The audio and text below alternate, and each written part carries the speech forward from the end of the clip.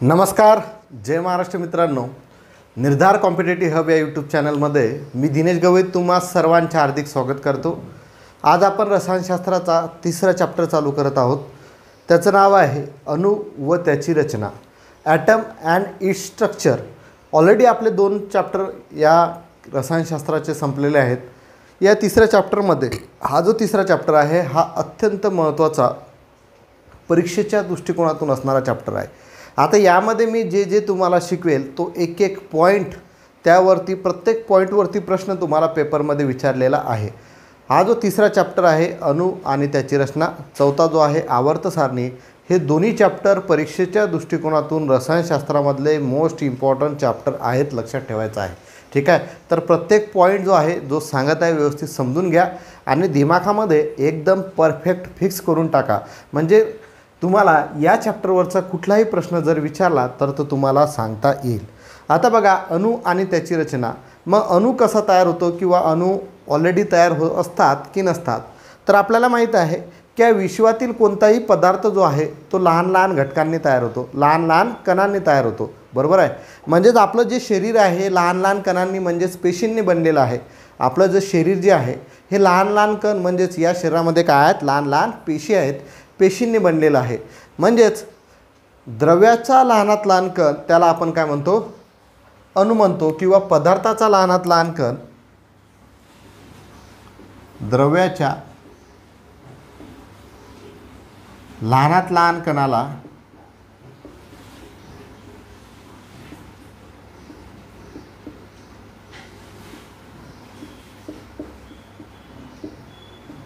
अणु असे म्हणतात.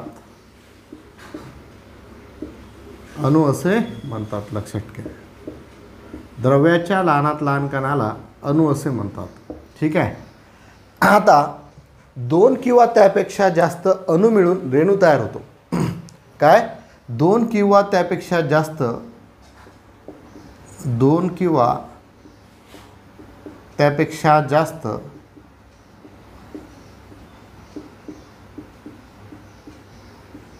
अणु मिळून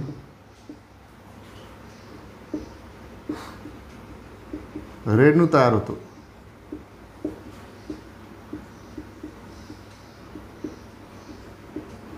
दोन किंवा त्यापेक्षा जास्त अणु मिळून रेणू तयार होतो. ठीक आहे. म्हणजे याची जर प्रस्तावना पाहायची गेली तर विश्वातील प्रत्येक पदार्थ जो आहे तो लहान लहान कणांनी तयार होतो. म्हणजे आपलं शरीर हे लहान लहान कणांनी म्हणजेच पेशीने तयार झालेलं आहे. म्हणजेच द्रव्याच्या लहानात लहान कणाला आपण काय म्हणतो, अणु असे म्हणतो. आणि 2 किंवा त्यापेक्षा जास्त अणु मिळून आपल्याला काय भेटतो, रेणू भेटतो. म्हणजेच पदार्थ जो आहे, द्रव्याचा लहानात लहान कण जो आहे तो कोणता आहे, अणु आहे. मग 2 किंवा त्यापेक्षा जास्त अणु मिळून रेणू तयार होतात आणि रेणू मिळून काय तयार होतात, द्रव्य तयार होतात, म्हणजेच पदार्थ तयार होतो. हे सुद्धा लक्षात ठेवणं गरजेचं आहे. ठीक आहे. ही झाली याची प्रस्तावना. आता अणूच्या शोधाविषयक सिद्धांत जे आहेत ते आपण बघणार आहोत. अणूच्या शोधाविषयक सिद्धांत. आता हे जे सिद्धांत मी सांगत आहे यामधला एक पॉईंट आणि एक शास्त्रज्ञ अत्यंत महत्त्वाचा आहे. त्यावरती परीक्षेमध्ये भरपूर वेळेस प्रश्न विचारलेले आहेत. मग तुम्ही रेल्वेची एक्झाम असो की आपली MPSCची एक्झाम असो की तलाठीची एक्झाम असो की पोलीस भरतीची एक्झाम असो, तर अणूच्या शोधाविषयक सिद्धांत जर म्हटला तर इसवी सन पूर्व 6व्या शतकामध्ये, लक्षात घ्या, इसवी सन पूर्व 6व्या शतकात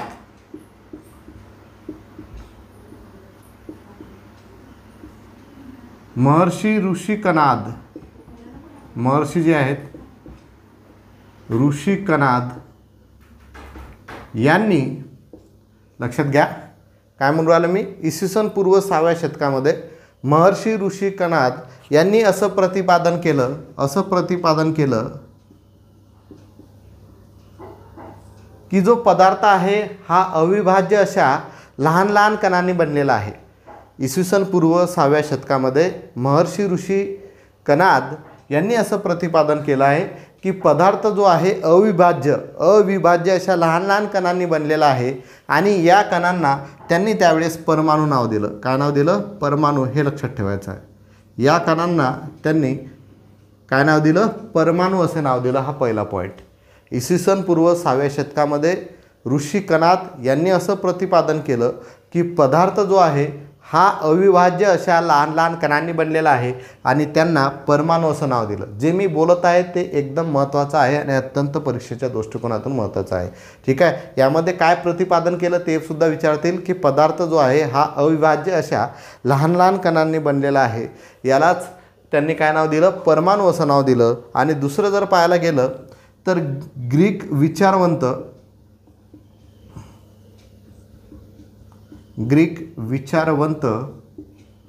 डेमोक्रेटिस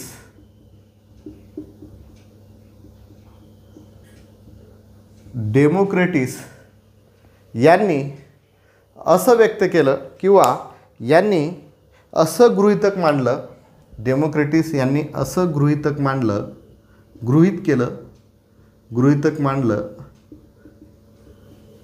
की जो द्रव्य आहे हा लहान लहान कणांनी बनलेला आहे. जो द्रव्य आहे हा अत्यंत लहान कणांनी बनलेला आहे. द्रव्य जो आहे अत्यंत लहान कणांनी बनलेला आहे आणि याला त्यांनी इसवी सन पूर्व 430 मध्ये ॲटमॉस हे नाव दिलं. ॲटमॉस हे लक्षात ठेवा. इसवी सन पूर्व 430 मध्ये ॲटमॉस हे नाव दिलं. आणि ॲटमॉस म्हणजे हा जो आहे ग्रीक शब्द आहे याला म्हणतात कधीही कापता न येणारा.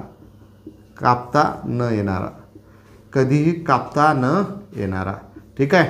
लक्षात घ्या. 2 पॉईंट मी तुम्हाला अणूच्या सिद्धांताविषयक सांगितले की इसवी सन पूर्व 6व्या शतकामध्ये ऋषी कणाद यांनी सर्वप्रथम प्रतिपादन केलं की पदार्थ हा अविभाज्य अशा लहान लहान कणांनी बनलेला आहे आणि त्याला त्यांनी परमाणू असं नाव दिलं.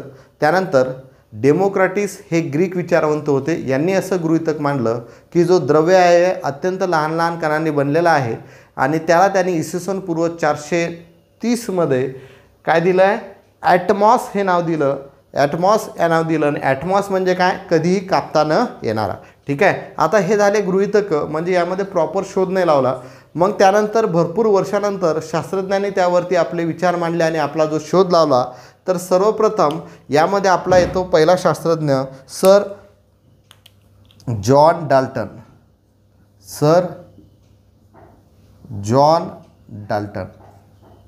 लक्षात ठेवा. Sir John Dalton. तर यामध्ये लक्षात ठेवायचं आहे सर जॉन डाल्टन यांनी इसवी सन 1803 मध्ये आपला प्रसिद्ध अणुसिद्धांत मांडला. इसवी सन 1830 मध्ये आपला प्रसिद्ध अणुसिद्धांत मांडला. तर प्रश्न डायरेक्ट परीक्षेमध्ये विचारला आहे अणुसिद्धांत कोणी मांडला आणि केव्हा मांडला? तर इसवी सन 1830 मध्ये सर जॉन डाल्टन यांनी आपला प्रसिद्ध जो आहे अणुसिद्धांत मांडलेला आहे. तर या सिद्धांतामध्ये काय आहे की आपल्याला अणूची व्याख्या त्यांनी दिलेली आहे की द्रव्य हे लहान लहान कणांनी बनलेले असतात.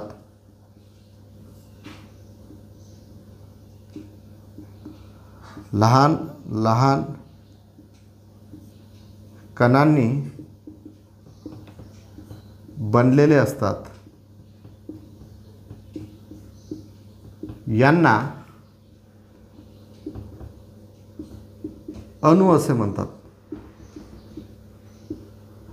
म्हणजे त्यांनी अणूची व्याख्या केली. यांना अणू असे म्हणतात. ठीक आहे. पुढे अणू जे आहेत निर्माण करता येत नाही.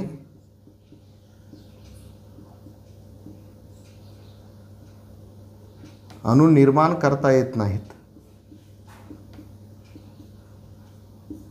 त्यांचे विभाजनही करता येत नाही.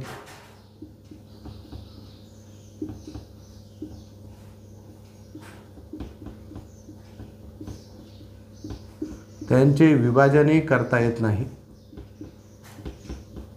आणि कोणत्याही रासायनिक अभिक्रियेत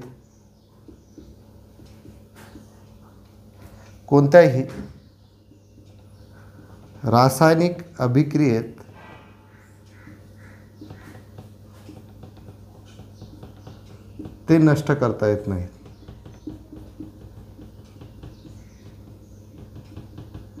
ते नष्ट करता येत नाही. ठीक आहे, हे लक्षात ठेवणं अत्यंत गरजेचं आहे. ठीक आहे. सर्वप्रथम जो शोध जो आहे, जो प्रसिद्ध अणुसिद्धांत आहे, तो सर जॉन डाल्टन यांनी 1803 मध्ये मांडलेला आहे. आणि त्या सिद्धांतामध्ये त्यांनी सांगितलं की द्रव्य हे लहान लहान कणांनी बनलेले असतात आणि या कणांना अणु असे म्हणतात. अणु जे आहेत हे निर्माण करता येत नाही किंवा त्यांचे विभाजनही करता येत नाही आणि कोणत्याही रासायनिक अभिक्रियेत ते नष्ट करता येत नाही. अणु जो आहे कडक आणि भरीव गोळा असतो. अणु जो आहे हा कडक आणि भरीव गोळा असतो. ठीक आहे. आता डाल्टनने मांडलेल्या वरील सिद्धांतानुसार अणुमध्ये असणारे अणुचा जो प्रभार आहे आणि त्याविषयी असणारे जे मत आहे हे डाल्टनने इथं अणुच्या प्रभाराविषयी काही मांडलेलं नाही आहे. तर पुढे जे थॉम्सननं त्यामध्ये भर टाकली. अणुचा जो सिद्धांत आहे त्या जे थॉम्सन या ब्रिटिश शास्त्रज्ञाने डाल्टनच्या ज्या सिद्धांत आहे या सिद्धांतामध्ये आणखी भर टाकली. तर ते भर कशी टाकली ते आपण पुढे बघणार आहोत. तर लक्षात घ्या, या सर जॉन डाल्टन यांनी फक्त एवढं म्हटलं की जो आहे अणु हा भरीव गोळा आहे ना, जड व भरीव गोळा आहे. तो निर्माण करता येत नाही, त्याचे विभाजन करता येत नाही, त्याचे रासायनिक क्रियेमध्ये तो नष्टही करता येत नाही आणि द्रव्याचा लहानात लहान कण म्हणजेच काय अणु आहे. हे सर्व गोष्टी याने मांडल्या सर जॉन डाल्टनने 1803 मध्ये. त्यात तोच जो आहे प्रसिद्ध अणुसिद्धांत आहे. पुढे आपल्याला जे थॉम्सनच्या बाबतीत बघायचं आहे. तर सर्वप्रथम अणुला भेदणारा माणूस किंवा मनुष्य म्हणून जे थॉम्सन यांना ओळखले जाते. तर त्यांनी काय अणुला भेदलं किंवा जॉन डाल्टनच्या सिद्धांतामध्ये आणखी काय त्यांनी भर टाकली हे आपल्याला बघणं गरजेचं आहे.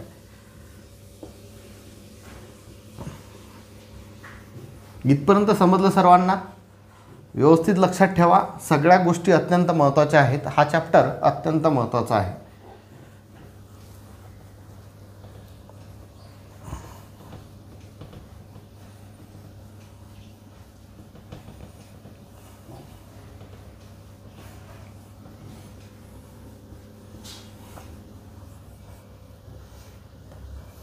दुसरा शास्त्रज्ञ आपला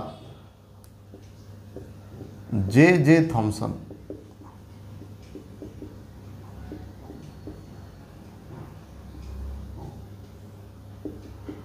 आता जे थॉम्सन यांनी काय केलं की जो डाल्टनचा अणुसिद्धांत आहे यामध्ये त्यांनी आणखी जे आहे भर टाकली. तर काय भर टाकली, तर या शास्त्रज्ञाला अणुला सर्वप्रथम भेदणारा मनुष्य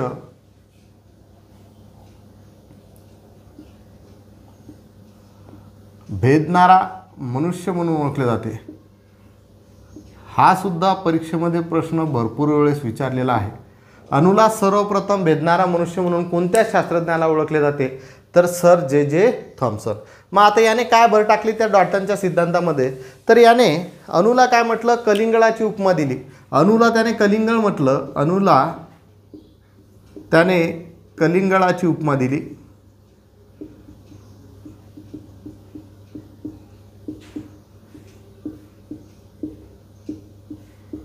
आता कलिंगड म्हणजे आपल्याला माहित आहे टरबूज, बरोबर आहे. मग टरबुजामधला जो लाल भाग आहे याला त्याने प्रोटॉन म्हटलं. टरबुजामधला जो लाल भाग जो आहे याला त्याने प्रोटॉन म्हटलं.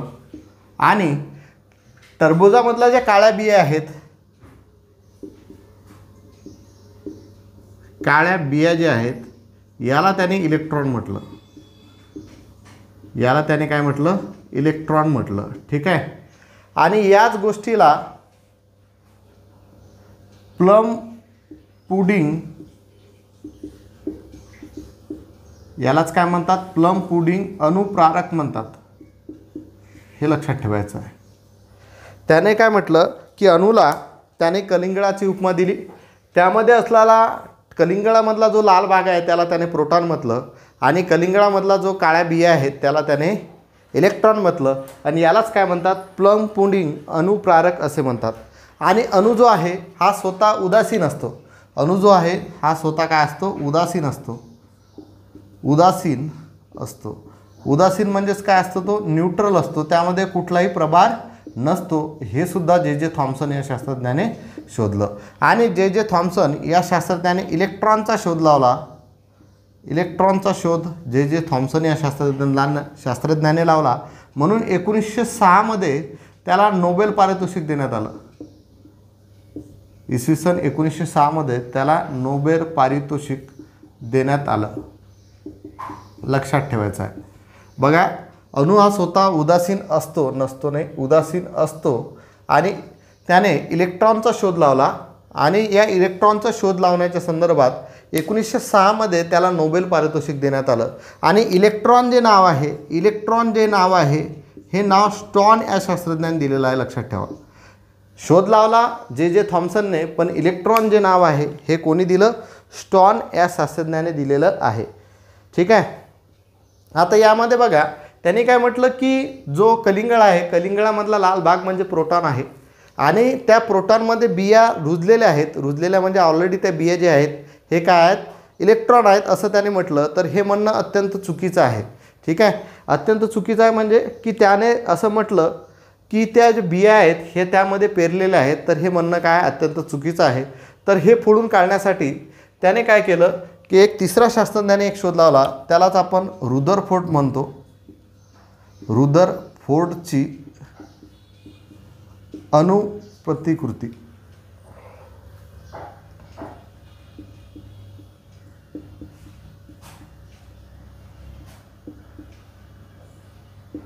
रुदरफोर्डची अणुप्रतिकृती. यानंतर म्हटलं की जो आपला अणू आहे, अणूमध्ये प्रोटॉन आणि इलेक्ट्रॉन असतात हे त्याने सांगितलं. पण जे प्रोटॉन म्हणजे लाल भाग, म्हणजे पूर्ण जो आहे प्रोटॉन म्हणजेच पूर्ण टरबूज लाल असते, बरोबर आहे. तर हे पूर्ण जे केंद्रक आहे अणूमध्ये पूर्ण धनप्रभार असतो, आणि त्यामध्ये छोटे छोटे बिया म्हणजेच इलेक्ट्रॉन असतात, म्हणजे ते पेरलेल्या असतात बिया. हे म्हणणं चुकीचं आहे. मग हे फोडून काढलं हे रुदरफोर्डच्या प्रतिकृतीने. मग त्याने काय केलं बघा, तर इसवी सन 1911 मध्ये, वर्ष लक्षात ठेवा, इसवी सन 1911 मध्ये याने जो आहे जे थॉम्सन याचा जो अणुसिद्धांत आहे तो खोडून काढला. जे थॉम्सन याचा जो अणुसिद्धांत आहे तो खोडून काढला. मग यानं काय केलं की एक पातळ पत्रा घेतला ज्याची जाडी होती 0.00004 सेंटीमीटर. ठीक आहे. एक सुवर्ण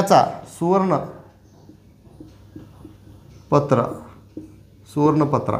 मग त्याने काय केलं बघा, इकडे मी एक सोन्याचा एकदम पातळ पत्रा घेतला, आणि त्यावरती त्याने अल्फा या धनप्रभारित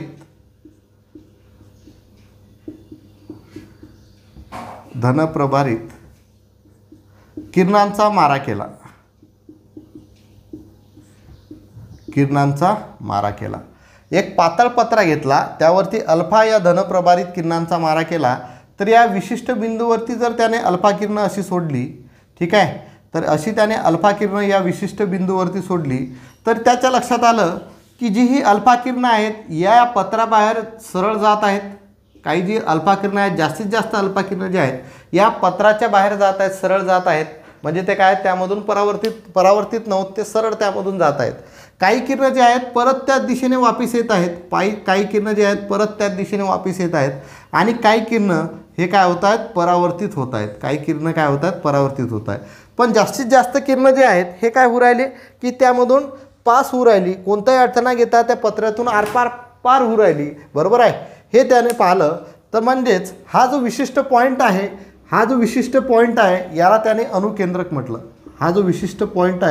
याला त्याने काय म्हटलं, अणुकेंद्रक असे म्हटलं. म्हणजे यामध्ये आपल्याला असं लक्षात येईल की अणूचा सर्व भार जो आहे हा अणुकेंद्रकात असतो. अणूचा सर्व भार जो आहे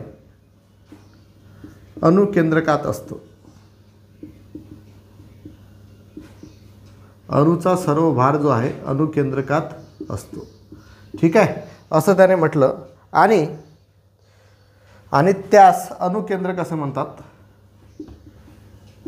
किंवा अणूचा सर्व भार केंद्रकात असतो त्यास अणुकेंद्रक असे म्हणतात.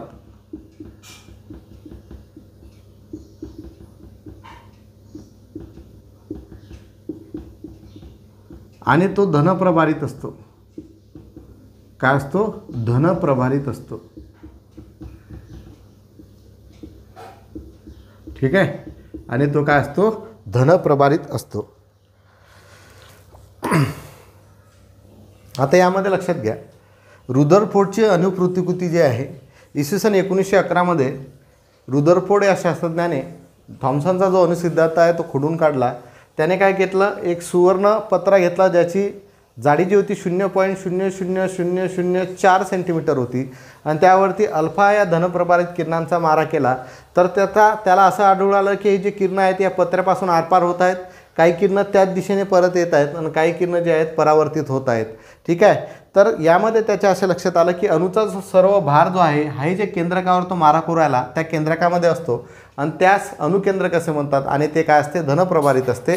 बघा, यामध्ये जो पत्रा वापरला होता तो ही जाडी होती, आणि जे अल्फा धनप्रभारित किरणं होते ते हेलियमच्या किरणांचा मारा केला होता. हेलियमच्या किरणांचा मारा केला होता, हेलियम. ठीक आहे, हेलियमच्या ज्या किरणांचा मारा आहे या सुवर्णपत्रावरती त्याने केला होता, आणि ते काय होती, धनप्रभारित होती. लक्षात घ्या. आता हेलियममध्ये 4 वरती लिहिले, 2 खाली लिहिले. जो खालचा 2 असतो त्याला आपण म्हणतो अणुअंक, आणि वरचे जे 4 आहेत त्याला आपण म्हणतो अणुवस्तुमानांक. ठीक आहे, तर अणुअंक आणि अणुवस्तुमानांक म्हणजे काय ते आपण पुढे बघणार आहोत. ठीक आहे, तर ते आपल्याला लक्षात ठेवणं गरजेचं आहे. अणुअंक कशाला म्हणतात आणि अणुवस्तुमानांक कशाला म्हणतात, आणि हेलियमचा अणुअंक 2 असतो, हेलियमचा अणुवस्तुमानांक 4 असतो. ह्या सध्या गोष्टी आपल्याला लक्षात ठेवणं गरजेच्या आहेत. ठीक आहे, आता यामध्ये लक्षात घ्या की आपण आतापर्यंत किती पाहिलं रे, तिसरं शास्त्रज्ञ पाहिला.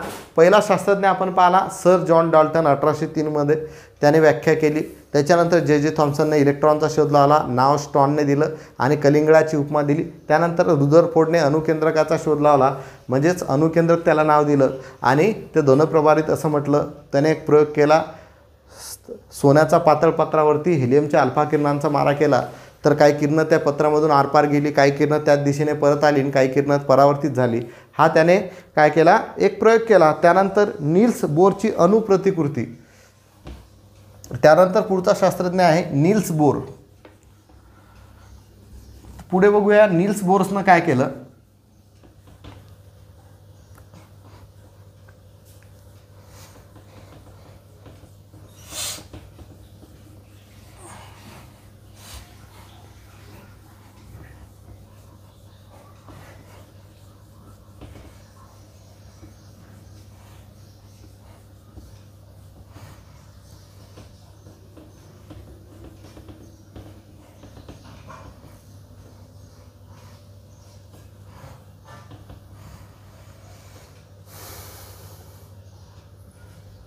Niels बोरची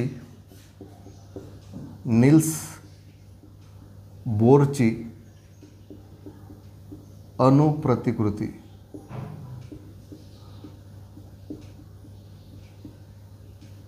Niels बोरची अणुप्रतिकृती. आता नील्स बोरचं काय आहे की रुदरफोर्डने जे अणुप्रतिकृती मांडली त्या प्रतिकृतीमध्ये त्याने बदल केले. त्याने असं म्हटलं की जे इलेक्ट्रॉन आहेत हे त्या अणुकेंद्रकामध्ये विशिष्ट कक्षेभोवती परिभ्रमण करतात. इलेक्ट्रॉन जे आहे हे अणुकेंद्रकामध्ये विशिष्ट कक्षेभोवती परिभ्रमण करतात.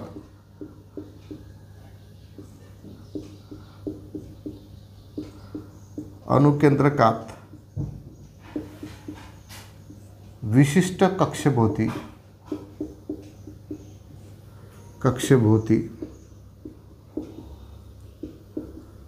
परिभ्रमण करतात.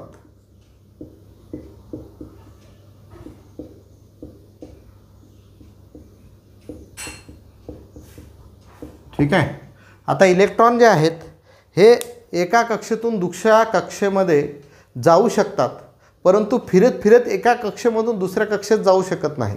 जर त्यांना एका कक्षेमधून दुसऱ्या कक्षेमध्ये जायचं असेल तर त्यांना त्या अणुकेंद्रकामध्ये त्या इलेक्ट्रॉनने ऊर्जा जी आहे उत्सर्जित केली पाहिजे, किंवा त्यांनी काय केलेलं आहे, ऊर्जा शोषली पाहिजे.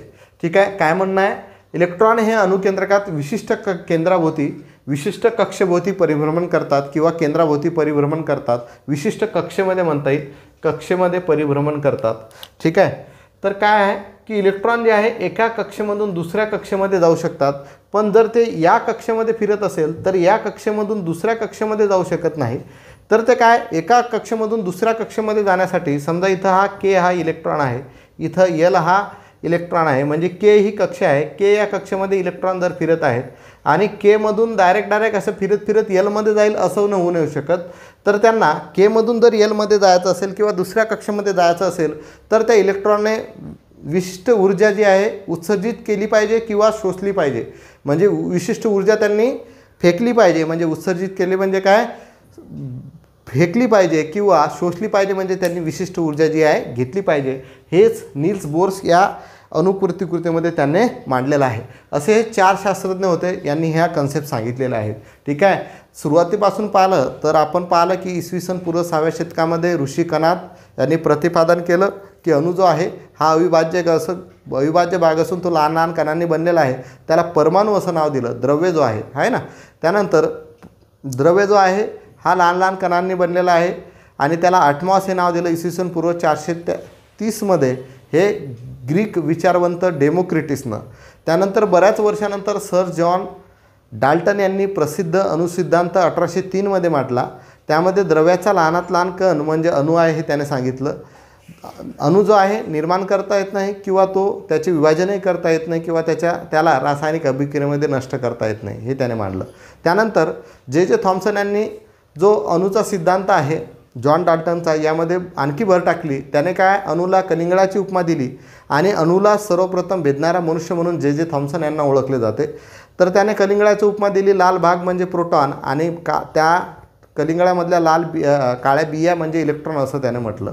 आणि इलेक्ट्रॉनचा शेषसुद्धा जे थॉम्सन या शास्त्रज्ञांना लावला म्हणून 1906 मध्ये त्याला नोबेल पारितोषिक देण्यात आलं आणि इलेक्ट्रॉनना जे नाव आहे स्टॉन या शास्त्रज्ञांनी दिलं. त्यानंतर पुढे आपण पाहिलं की रुदरफोर्डची अणुप्रतिकृती त्याने 1911मध्ये एक प्रयोग केला. सोन्याचा पातळ पत्रा घेतला ज्याची लांबी होती 0.00004 सेंटीमीटर. त्यावरती हेलियमच्या धनप्रभारित अल्फा किरणांचा मारा केला, म्हणजेच हेलियमच्या किरणांचा मारा केला. तर जे किरणं होते त्या सुवर्णपत्र्यामधून आरपार जास्तीत जास्त गेली. काही किरणं त्या पत्र्याच्या दिशेने परत रिटर्न आली, म्हणजेच ज्या दिशेने मारा केला त्या दिशेने परत रिटर्न आली आणि काही किरणं परावर्तित झाली हे त्याने पाहिलं. म्हणजे अणुचा जो भार आहे तो एका विशिष्ट केंद्राभोवती असतो आणि त्या केंद्राला अणुकेंद्र कसे म्हणतात आणि तो धनप्रभारित असतो हे सुद्धा त्याने सांगितलं. पुढे आपण जर पाहायला गेलं तर आपण नील्स बोरची प्रतिकृती पाहिली. तर नील्स बोरच्या प्रतिकृतीमध्ये त्याने रुदरफोर्डची अणुप्रतिकृती आहे त्यामध्ये आणखी भर टाकली. त्याने असं म्हटलं की इलेक्ट्रॉन ही विशिष्ट कक्षेभोवती परिभ्रमण करतात आणि इलेक्ट्रॉन फिरत असताना एका कक्षेमधून दुसऱ्या कक्षेमध्ये जाऊ शकतात. परंतु ते फिरत असताना एका कक्षेमधून दुसऱ्या कक्षेमध्ये इलेक्ट्रॉन काय म्हटलं आहे एका कक्षेमधून दुसऱ्या कक्षेमध्ये जाऊ शकतात, पण ते फिरत असताना एका कक्षेमध्ये दुसऱ्या कक्षेमध्ये जाऊ शकत नाही. त्यांना जर एका कक्षेमधून दुसऱ्या कक्षेमध्ये जायचं असेल तर अणूने काय केली पाहिजे, इलेक्ट्रॉनने काय विशिष्ट ऊर्जा एकतर शोषली पाहिजे किंवा उत्सर्जित केली पाहिजे. हे आपण नील्स बोरच्या अणुप्रतिकृतीमध्ये म्हटलेलं आहे. तर अणूची परिपूर्ण रचना जर आपल्याला पाहायची असेल तर आपण आता अणूची प्रसिद्ध रचना बघूया.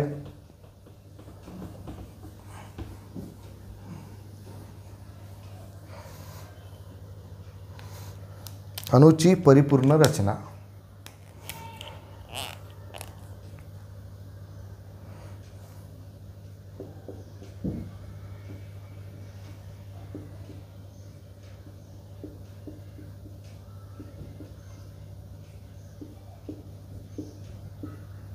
अणूची परिपूर्ण रचना. तर अणूची परिपूर्ण रचना काय आहे की अणू जो हा एक भरीव गोळा आहे आणि या भरीव गोळापुरती पोकळ जागा असते. त्या पोकळ जागेमध्ये इलेक्ट्रॉन परिभ्रमण करतात. हे आतापर्यंत आपल्याला माहीत झालं. समजा हा जर आपण अणू म्हटला, ठीक आहे, किंवा एक मोठा अणू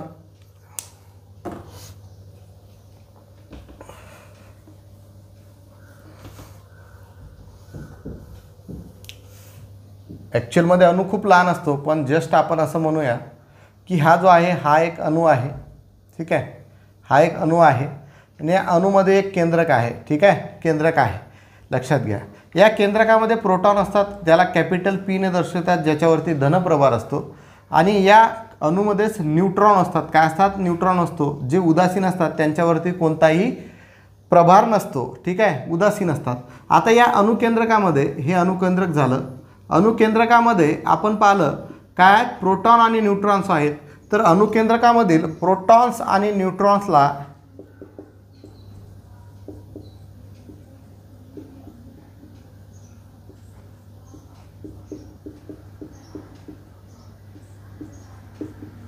न्यूट्रॉन्सला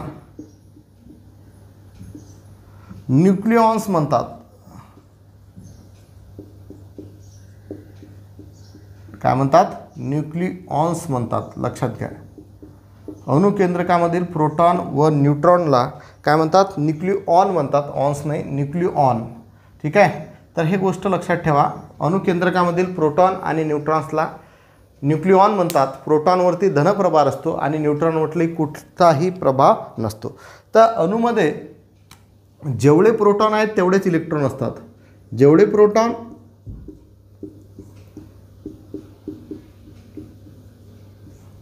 तेवढेच इलेक्ट्रॉन असतात.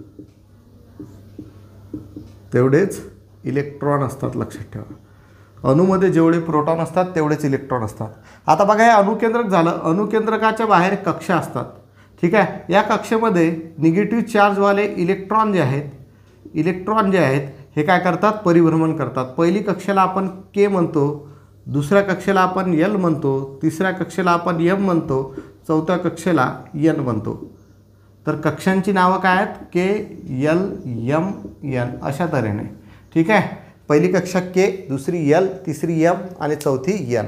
या अणुकेंद्रकाच्या भोवती जे इलेक्ट्रॉन परिभ्रमण करतात त्यांच्यावरती निगेटिव्ह चार्ज असतो आणि अणुकेंद्रकामध्ये जेवढे प्रोटॉन असतील तेवढेच इलेक्ट्रॉन काय असतात?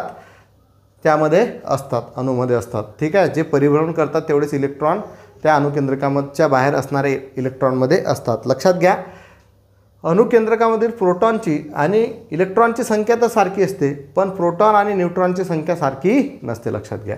प्रोटॉन आणि न्यूट्रॉनची संख्या सारखी नसते. लक्षात ठेवायचं आहे. ठीक आहे. तर प्रोटॉन, आता आपण बघूया प्रोटॉन.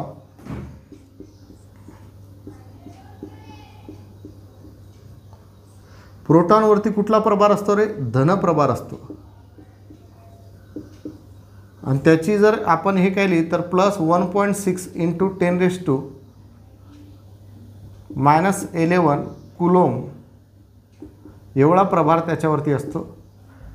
10⁻19 कुलोम, सॉरी 11 नाही, -19 कुलोम एवढा प्रभार त्याच्यावरती असतो. आणि ते काय असतात? धनप्रभार असतात. प्रोटॉन जे आहेत हे काय असतात? केंद्रकात असतात. कशात असतात? केंद्रकात असतात. आणि प्रोटॉनचा शोध जो आहे गोल्डविन, प्रोटॉनचा जो शोध आहे गोल्डविन या शास्त्रज्ञाने लावला. आणि प्रोटॉन जे नाव आहे हे जे आहे जे थॉम्सन या शास्त्रज्ञाने दिलं. प्रोटॉन जे नाव आहे जे थॉम्सन या शास्त्रज्ञाने दिलं. लक्षात ठेवायचं आहे. ठीक आहे. प्रोटॉनवरती धनप्रभार असतो. प्लस 1.6 × 10⁻19 कुलोम केंद्रकात असतात प्रोटॉन. प्रोटॉनचा शोध गोल्डविन या शास्त्रज्ञाने लावला आणि त्याला जे नाव दिलेलं आहे प्रोटॉन हे कोणी दिलेलं आहे? सॉरी, थॉम्सन नाही तर रुदरफोर्ड या शास्त्रज्ञाने दिलेलं आहे. त्याला जे नाव दिलं हे रुदरफोर्ड या शास्त्रज्ञाने दिलं. रुदरफोर्ड या शास्त्रज्ञाने हे जे प्रोटॉन नाव आहे हे त्यांना दिलेलं आहे. दुसरा जो आहे न्यूट्रॉन. न्यूट्रॉन्सवरती कुठलाही प्रभार असतो का? नाही. तो न्यूट्रल असतो, म्हणजेच उदासीन असतो, आहे ना. आणि हा सुद्धा काय असतो? केंद्रकात असतो, आहे ना. आणि याचा जो शोध आहे चॅडविक या शास्त्रज्ञाने लावलेला आहे. कोणत्या शास्त्रज्ञाने? चॅडविक या शास्त्रज्ञाने लावलेला आहे. ठीक आहे. लक्षात ठेवायचं आहे. न्यूट्रॉन हे उदासीन असतात, ते केंद्रकामध्ये असतात आणि त्याचा शोध जो आहे चॅडविक या शास्त्रज्ञाने लावलेला आहे. पुढे आपण बघूया इलेक्ट्रॉन. इलेक्ट्रॉनच्या बाबतीत आताच आपण बघितलं की इलेक्ट्रॉन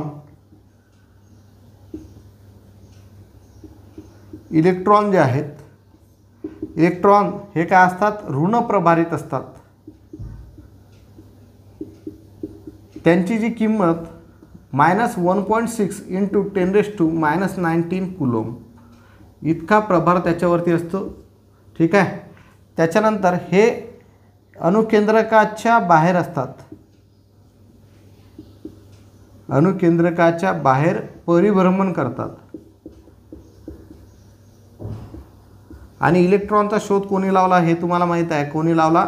जे थॉम्सन या शास्त्रज्ञाने इलेक्ट्रॉनचा शोध लावला हे सुद्धा तुम्हाला माहीत ऑलरेडी आहे. ठीक आहे. हे सुद्धा तुम्हाला ऑलरेडी माहीत आहे. तर या गोष्टी अत्यंत महत्त्वाच्या आहेत. आतापर्यंत जे आपण शिकलो हे अत्यंत महत्त्वाचं आहे. यानंतर आपण अणुअंक, अणुवस्तुमानांक, आणखी काही जे अणुकेंद्रकामध्ये असणारे विशिष्ट तत्व आहेत ते आपण बघणार आहोत. ते आपण उद्याच्या लेक्चरमध्ये बघू. उद्याच्या म्हणजे जे नेक्स्ट लेक्चर असेल त्यामध्ये बघणार आहोत. आतापर्यंत जे पॉईंट आपण घेतलेले आहेत ते परीक्षेच्या दृष्टिकोनातून अत्यंत महत्त्वाचे असणार आहेत. हा चॅप्टर खूप महत्त्वाचा आहे, नोट डाऊन करून घ्या प्रत्येक गोष्ट. आता पहिले 2 चॅप्टर तुम्हाला मी नोट्स दिलेले नाही आहे. उद्यापर्यंत तुम्हाला त्या नोट्स मिळून जातील आपल्या टेलिग्राम चॅनलवरती. ठीक आहे. तर आजच्या लेक्चरमध्ये इथंच थांबतो. धन्यवाद. जय महाराष्ट्र.